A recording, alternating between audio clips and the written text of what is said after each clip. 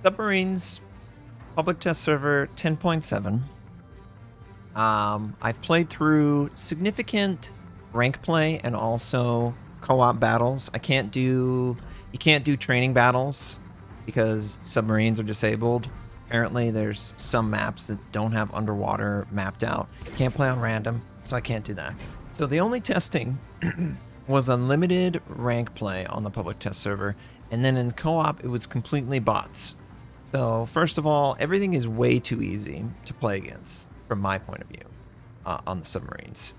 But having said that, that doesn't necessarily mean that we can't get enough good information to have some good feedback. So I want to talk about the equipment and the commander skill trees just real quick for submarines so that everyone has a good base where I'm coming from, what I would like to see change.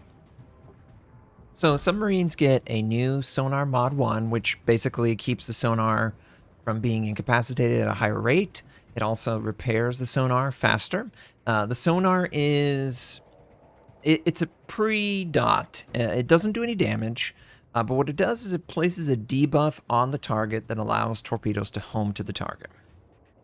One thing that you guys will notice is that I play a little bit differently. Now, if you look at the sonar ping, it has a duration of a ping for 1 and a duration for 2. Now, I have it split where 2 has a longer duration than 1, and that comes from a commander skill, which I'll get into. But normally, the 1 ping versus 2 is a mirror of each other. And this is an unlimited ammunition. It doesn't cost a resource to fire. It just has a reload time. The only thing that this will do negatively is if you are within your surface detection, your base surface detection, sonar will bloom your detection out to your base detection. So if you're underwater with like a 2 point whatever, it will bloom it out to 5.5 or 6, whatever your submarine. So you have to keep at least minimum distance if you don't want to be spotted of at least your base surface detection. On Balo, for example, the surface detection is 5.9 on the surface. So if you're underwater or you're at operating depth, your detection will go down to 2.7. But anytime you use sonar, it will bloom back up to 5.9. It won't bloom past 5.9 in this example, but it will bloom back up to that. So that's to encourage you to play at a certain distance and only to use pings at a certain time. Now, this is not as important, of course, playing against bots because they're stupid, but real players will have depth charges and they will be able to key off of your position and you'll take advantage of it. In a real situation, maybe even rank or competitive, you do not want to be detected if there is anything that could remotely depth charge you within distance. So that's the mechanic design that they have to deal with. There's no slot 2 equipment change there. Slot 3, you get 2 new equipment. You get improved dive capacity mod 1, which reduces the depletion rate when detected by 10%. Your depletion of your dive capacity is double when detected by the enemy. So you can think of this 2.0 unit. If I were to take dive capacity mod 1, it would make this, well, let's see if it'll show up in the yes. It will take 0.1 units of time, units per second, off of the amount that it takes away. So if I were to take this skill, I would need to lose, what, roughly 10, 20 seconds of depletion rate to get 1 second back if I was taking this off. So for every 20 seconds that I lose when I'm detected underwater, this will give me 1 second back. That seems like a really bad value to me. I prefer the Sonar Mod 2. Sonar Mod 2 will increase the ping velocity of your sonar. And the ping velocity of your sonar, very important. The default ping velocity is, 450 to 820.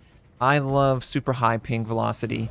it makes it so much easier to land the double ping. The double ping is really where submarines can actually compete for damage. And you notice the way the ping velocity is described. You have ping velocity on the surface, ping velocity underwater.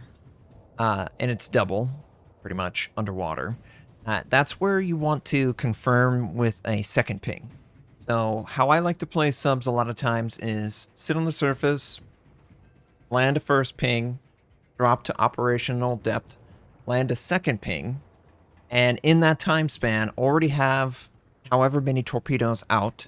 And if the torpedoes are spawned in the world and you land that second ping, because of a talent that I've chosen, I get 15% extra torpedo damage on top of the double ping giving you the ability to ignore some of the torpedo protection of the ship itself.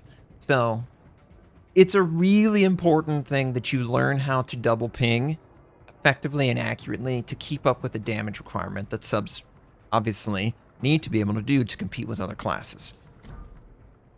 They didn't make any more modifications in slot 4.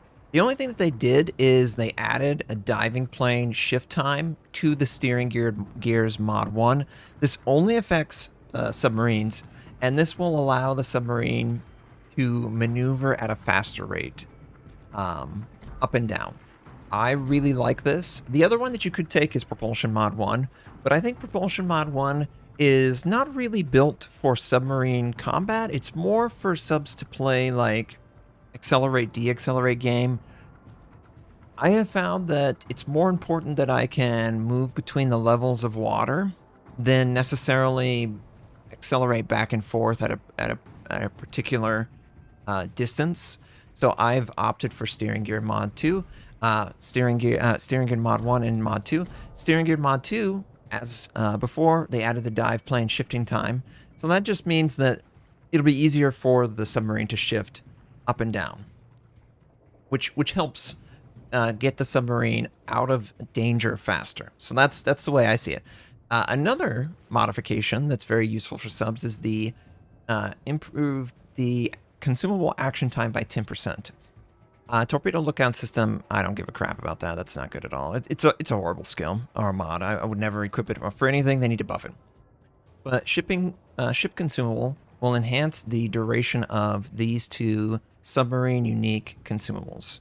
And then the final thing that submarines can choose between is faster torpedo reload, which DDs can already select this, or 20% improved dive capacity.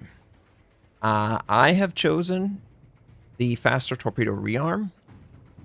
I've also tried the dive capacity. I prefer the faster torpedo rearm.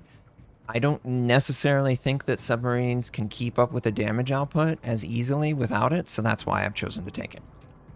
So, all of those are interesting skills. I like the variety and the versatility that exists here. There's really 2 options at every slot for subs, which is cool. I think that's good. I don't necessarily think that they need to make any equipment changes. As far as the consumables go, there are 3 currently in the game for subs. You have hydrophone, you have enhanced rudder gears, and then on the Germans, you have reserve battery unit. The assumption is every single submarine line that comes in, Soviet, Japanese, British, French, they will have their own unique ship consumable. So the differences between the reserve battery unit basically suspends for 30 seconds your dive capacity depletion. This is really powerful for situations where you are detected, and during detection, you are losing your dive capacity at double the rate. This, since it suspends it for 30 seconds, means that for 30 seconds that you are detected, you will not lose any battery. So it's almost like getting 60 seconds instead of 30 seconds back on your dive capacity. This is hugely helpful in those situations. You can also end up using this if you're completely out of battery and you need to go down. That's more of a late game thing. I haven't really gotten to a late game based on how I play. For the Americans, the enhanced rudder gear is very different. It's supposed to allow the submarine the ability to dive and ascend at a much faster rate. So this would be activated if you got caught on the surface and you were afraid that maybe an aircraft carrier or a battleship or a heavy cruiser or whatever is going to fire on your position and it's imminent and you need to get under the surface/periscope depth. You need to get to the operational depth to be immune to surface damage. So that's what this is used for primarily.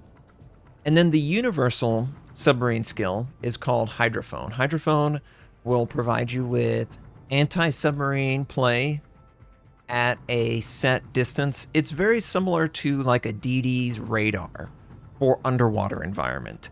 It shows submarines inside its distance. It has interval pinging, which is it's got limited value. It's not that useful. I would discourage you from using it for the interval pinging. And the reason I would say that for a couple reasons. You might notice that there is the ability to extend the duration of consumables. Unfortunately, the action time being extended does not affect the interval between pings. So the interval is not happening at a more frequent rate. So you're not actually getting any benefit from the ping mechanic on the hydrophone skill when you extend the duration of it. I don't necessarily know if Wargaming wants to make a change there, but that's one thing that I've noticed on this skill that's kind of disappointing. But it's still very useful duration-wise against submarines because this is the skill that you are supposed to use when you are fighting submarines within 8 kilometers of yourself. So I think the consumables overall for the presented subs, very interesting. They create a dynamic flow. I enjoy both of them for different reasons. And yeah, I'm really happy with them. I would honestly say I would like maybe 1 or 2 more hydrophone charge. It remains to be seen if in a 12 versus 12 game, I can comfortably use all 4 charges and still have, enough adequate for fighting other subs or something like that. That's my concern there. Now, let's get to the other concern. The commander skill tree for the submarines is extensive, and it has certain skills that are definitely useful, but other skills are basically meaningless.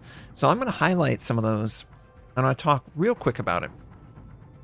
So there's a lot of activated skills based on the situation for the submarine skill tree. This is one aspect that is disappointing to me personally because it's too situational. You could conceivably take almost all situational based skills, and in fact they are recommended by the game itself, and that just really kills any enthusiasm I have for those skills because they just are so infrequent that it's almost like spending nothing in your commander skill tree, as I've said previously. So if you look at this one, enhanced received transmission, your sonar reload will be reduced if you are detected. This one's actually pretty good. This one has a very easy condition. The detection game between subs and surface ships is very obvious and apparent. So this is an easy 1 point to get your sonar cooldown a little bit faster. This would help you land a double ping or get more comfortable with that. This might be a skill that you take initially when you want to learn how to play subs, and then when you get better at the game, you might realize that you don't want to be detected as frequently, so you're not going to be able to activate this like you did initially. But as a new submariner, this would probably be a really good skill because it is so cheap. Liquidator, same skill as on surface ships, don't want to talk about that. Consumable reload time, basically the same skill as on surface ships. Priority target, the same thing. Incoming fire alert, same as surface ships. Electrolyte agitation system. Now this improves the dive capacity, but it also depletes at a faster rate. Don't know if that's worth it. It's pretty much spending 2 points to take the battery, the dive capacity at a faster rate. I don't know that that's good. I kind of wish that they would nerf the depletion rate just a little bit, maybe make it 15% or 10%, so that there is a clear benefit to the skill. This is very much IFHE territory of side grade. And I think that spending 2 points on a side grade is probably not in your best interest. So I would most likely avoid this. Now, there might be a good reason to take this as a skilled submarine player that avoids detection, because then your dive capacity allows you to stay underwater even more. But it remains to be seen how effective that is when you are detected, because it is going to be punishing, very punishing. But maybe the Germans can use their consumable to counteract the effect of this particular talent. It's definitely a side grade. It's not the worst. It could be better. Torpedo Crew Commander. This is 5% faster torpedo reload when you are detected by the enemy, and only when you're detected by the enemy. It's a 2-point skill. It's not bad. I think it's beneficial. It's the reason why I've taken it. And the activation is pretty straightforward. There's not a resource that needs to be completely run dry before it's even useful. This can be something that comes online at infrequent times during the game, and it might be the difference between having the torpedo reloaded and not having a torpedo for the DD that's crashing down on you. I think that this skill overall is a good decision for Wargaming to design and implement, and 2 points feels right. For quartermaster, this is another activated skill. This will reduce the rudder shift time within 15 seconds of using hydrophone. Not even activated for the full duration of hydrophone, guys. This is only activated for the first 15 seconds of using hydrophone. It improves your rudder and your dive plane shift time. I don't really like this skill because 15 seconds on a limited use consumable doesn't feel good. You don't really want to have a talent that comes online for an ability that is already too costly for the number of charges. I don't like attaching this on a skill that is that important. I might choose to change this and just make it, I don't know, maybe within the first 15 seconds of diving below the surface, you would get this benefit. And then that might activate more frequently, but it would be attached to something that makes more sense. I just think that attaching it to hydrophone is probably a bad idea because it's just too important. I'm not gonna take this skill and bait myself into using hydrophone to justify the 2 points I spent. That's a bad idea. Preventative maintenance, exactly the same as surface ships, not going to talk about it. Last stand, exactly the same as surface ships, not going to talk about it. Enhanced pulse generator. Here we go. Here's one of many terrible ideas. Increases the ping velocity if less than 25% of the maximum dive capacity remains. 15% of your ping velocity. That sounds great. The problem is, by the time you get to 25% of basically 500 units, you're going to have, like a minute and 40, 2 minutes left at maximum.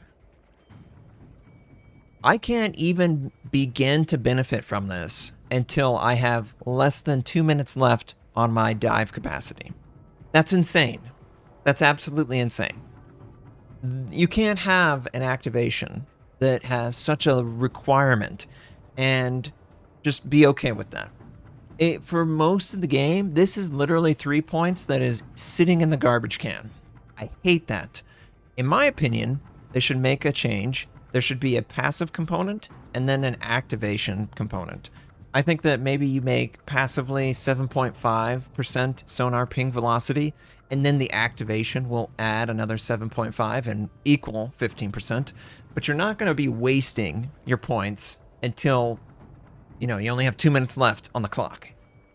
I think it would flow much better. It wouldn't be a crazy buff. 7.5% velocity is nothing, but 3 points to get 7.5, and then potentially when you are close to depletion, you get that extra oomph. That might be a nice little change. I definitely think that Wargaming should consider making that change on this skill and other skills like it. Sonar Operator, love this skill. This is an awesome 3-point skill. It extends the duration of your ping that affects the double ping by 20%, and it reduces the duration of a single ping by 10%. So effectively, your double ping will end up lasting about 10 seconds longer than your single ping. I think it works really nice because extending that double ping out for a longer gives you a longer window to potentially do more damage to the target. Also, if you land a ping on an already double ping section, it will refresh and you will get the extra duration again. Love this skill, absolutely. This is definitely if it's not the first take, it's the second one. And the only reason I would say that is the other one is Superintendent, which I've already discussed that the consumables, they lack charges, so I worry that there might need to be one extra charge or two added. But this is an awesome 3-point skill. This is so great. Consumable enhancement. This extends the duration of consumable by 7.5 seconds. Not bad. This is a really good 3-point skill. Attentive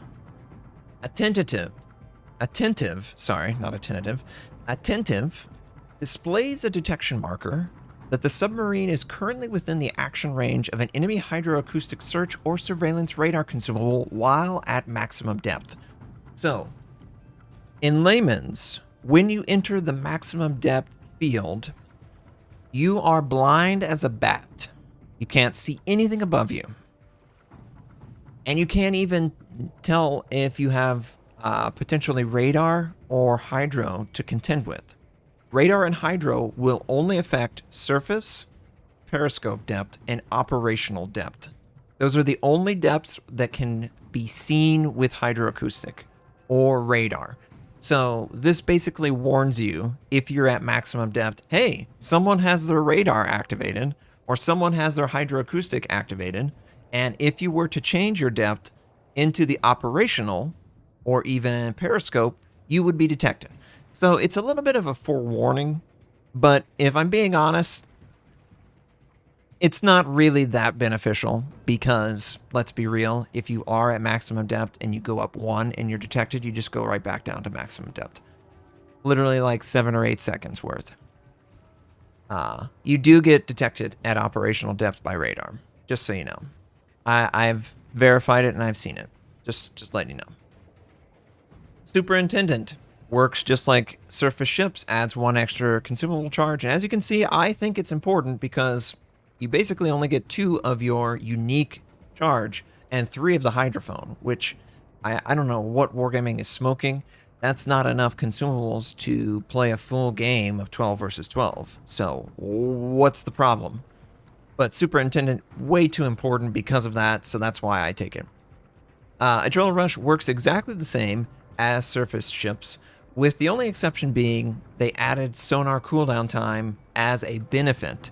So you will be able to use your sonar ping more frequently as you start taking damage. That's good to set up the double ping. That's the bread and butter of submarine. That's really important. Torpedo homing expert. I love this skill. This is an awesome skill. It increases the damage to any target ship with a sector that gets highlighted twice, so double ping, between the moment that the torpedoes are fired and the moment that they hit. So while the torpedoes exist in the world going towards the target, if you land a second ping on the ship, your torpedo damage will be increased by 15%. And if those torpedoes then hit the midship of the enemy ship, they will act as if they are not they will basically damage through the torpedo protection bulge. Now, if you obviously hit the torpedoes on the nose, the bow, or the stern, there's no torpedo protection there, so you're already doing near max torpedo damage. But having 15% extra is really vitally important to getting that extra little burst to knock targets out. I think that a lot of players are not taking this or are not fully comfortable landing the double ping in the time that it takes the torpedoes to travel to the target. But once players do get better at that, this will probably be a pretty much guaranteed take on every single Submariner, because it's the only way you can get extra damage. And anytime damage or accuracy skills or rate of fire, anything like that is available to a player, most of the time it's a mandatory take. Master Sonar Operator. Once again, we have another conditional activation. Increases the ping effect time on a sector if it was highlighted within 30 seconds of using the hydrophone consumable. What? What kind of very specific situation are we talking about? The ping effect duration of the 1 ping or 2, it doesn't matter, both get extended 10%. But it has to be used. This is only beneficial within 30 seconds of hydrophone being used. When you're not using hydrophone, this is 4 points that are deactivated. I hate it. I hate skills like this.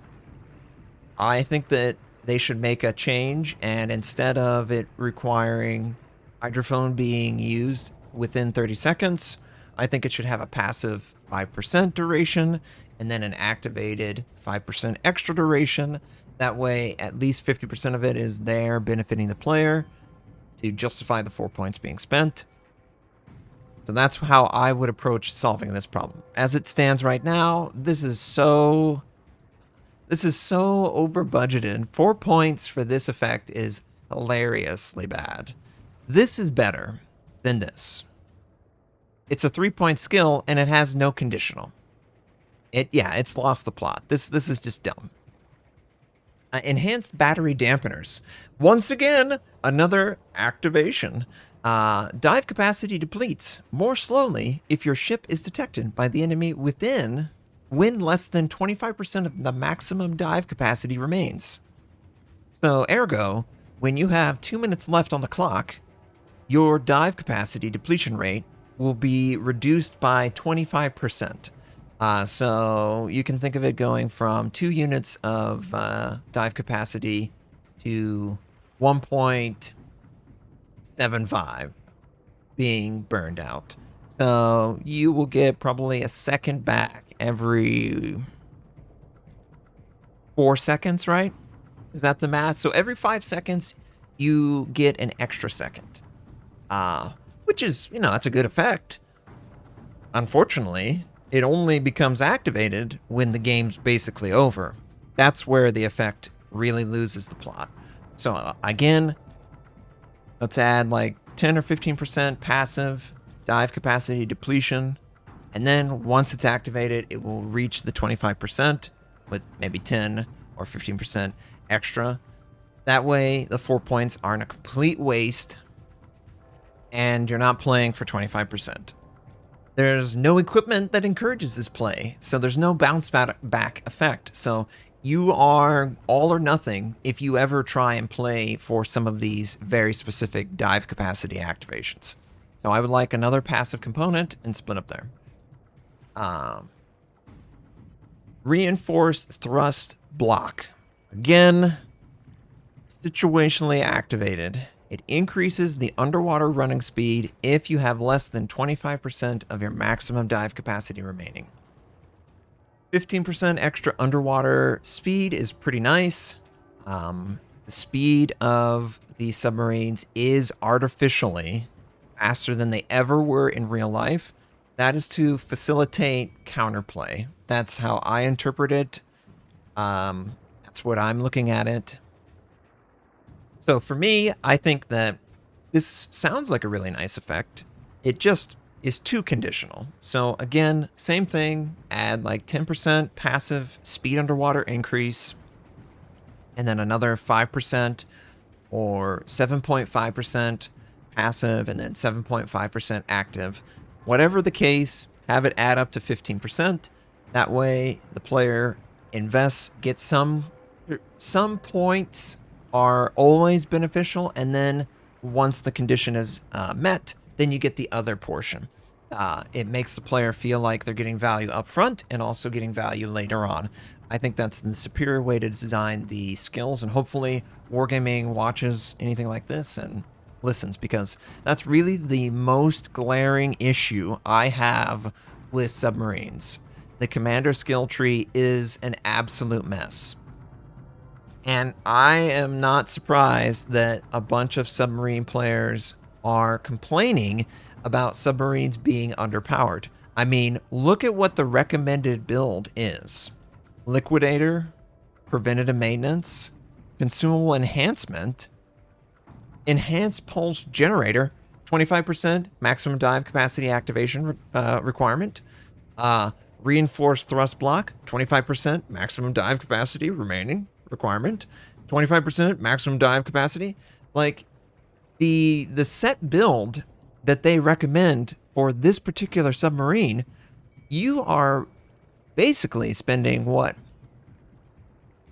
19 points, and you have 1, 3, 6, 10. You have 10 total points of a 19-point commander that are actually beneficial. It's as if you're using a 10-point commander instead of a 19-point commander. Yeah, that's pretty trash, guys. We really can't have skills that make you feel like you're half power on your commander skills.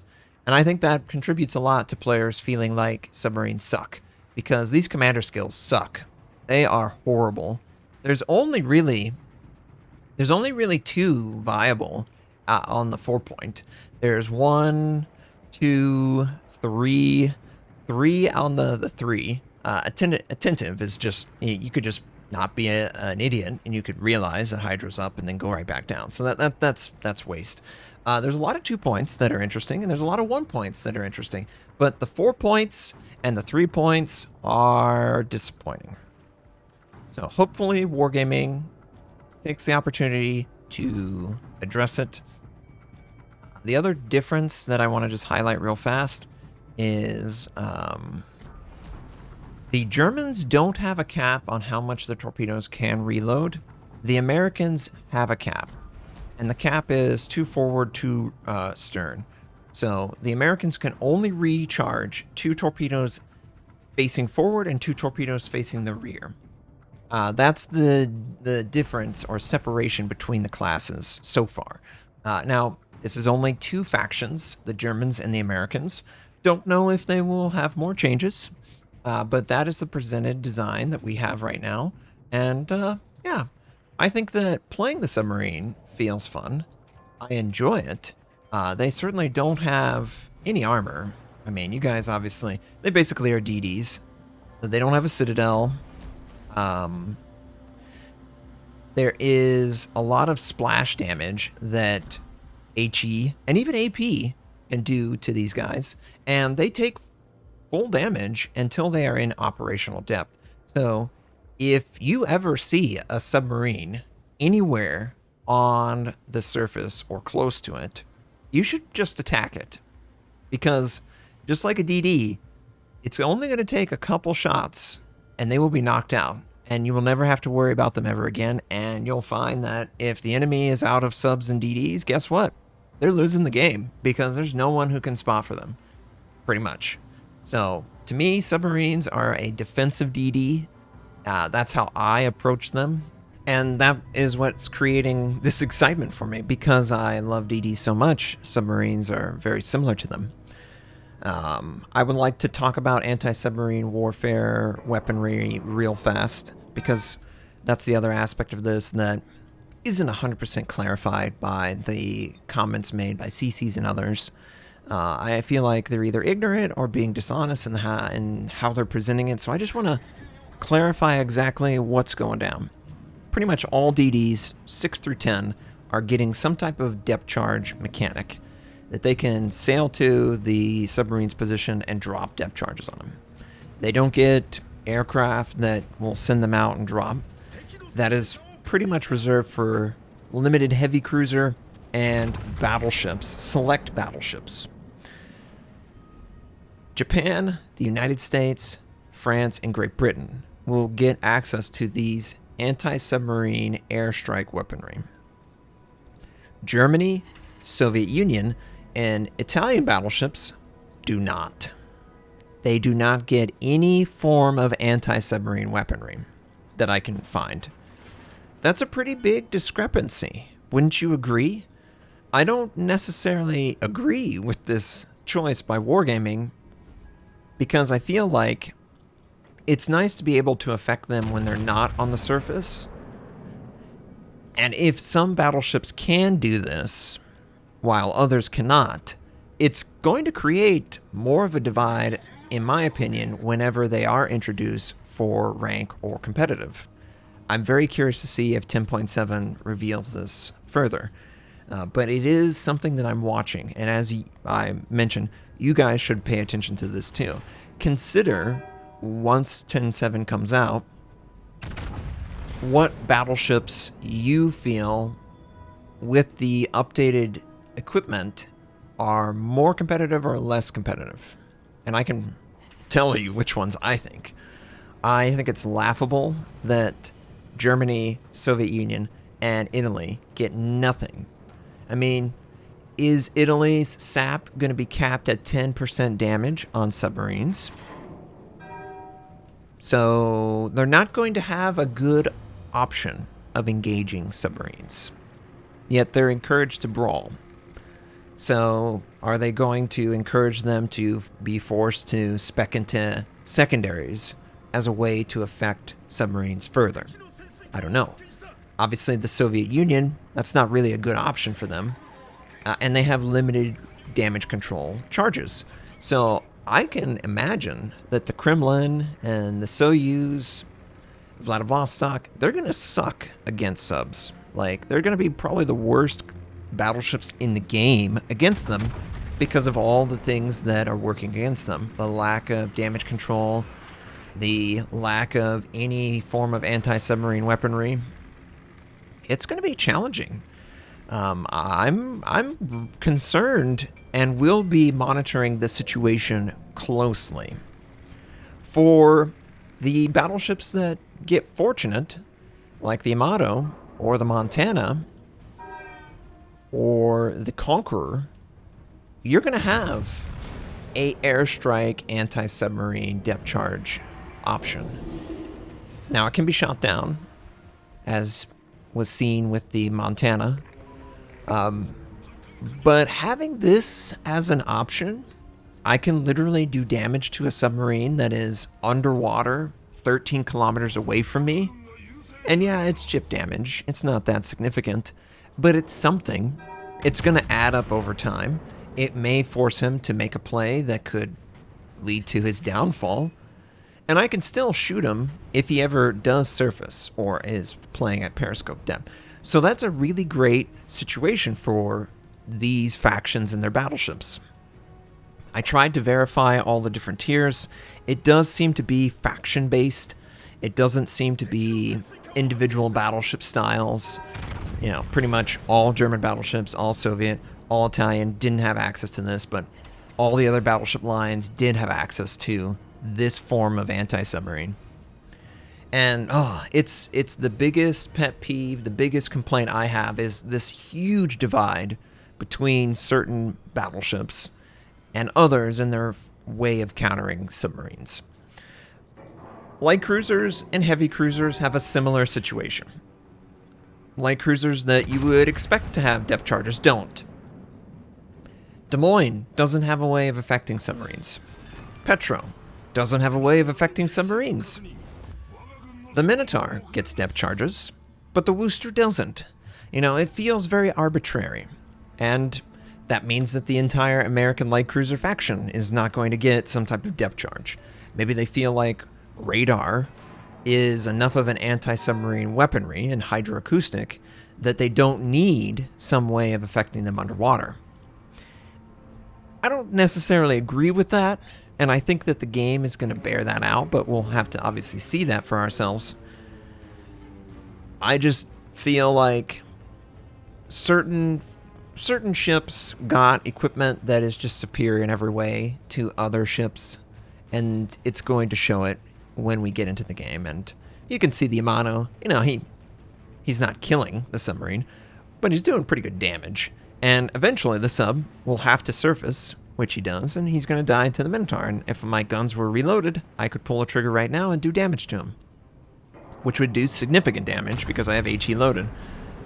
That's pretty much how I imagine the Amato, the Montana, the Conqueror, all of these different battleships dealing with subs. They're going to depth charge them until they're at the surface, and then when they're at the surface, they're just going to use their main gun and chip them for like 5,000 to 8,000 damage. It's way different than the presented gameplay because the bots just don't get this. They don't understand what they're doing. They just... I don't get why Wargaming loves playing with bots. I just find bots very dumb and very easy to play against. It colors the gameplay more than I think I would be prepared with. But Wargaming decided to test them this way, so that's how Wargaming is going to do it. Overall, though, I can't wait to see it in 10.7 environment, rank play, co-op. I really want to test it against a bunch of player-controlled ships.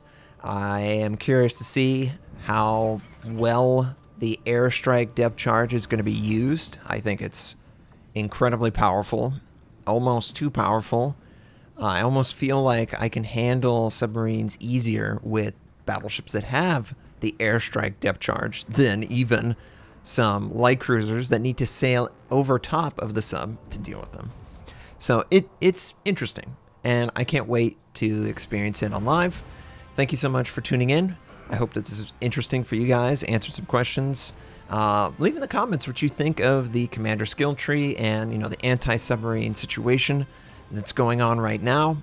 Do you feel like Wargaming has done a good enough job in either category, or would you make changes, and what changes would those be? Thank you again. If you like this video, please like it. If you dislike, dislike. You can always subscribe to my channel. We do World of Warship videos. You can also use my North American recruit invite. It's on the screen. I stream at twitch.tv/Notser. Thank you again. I hope you all have a wonderful day.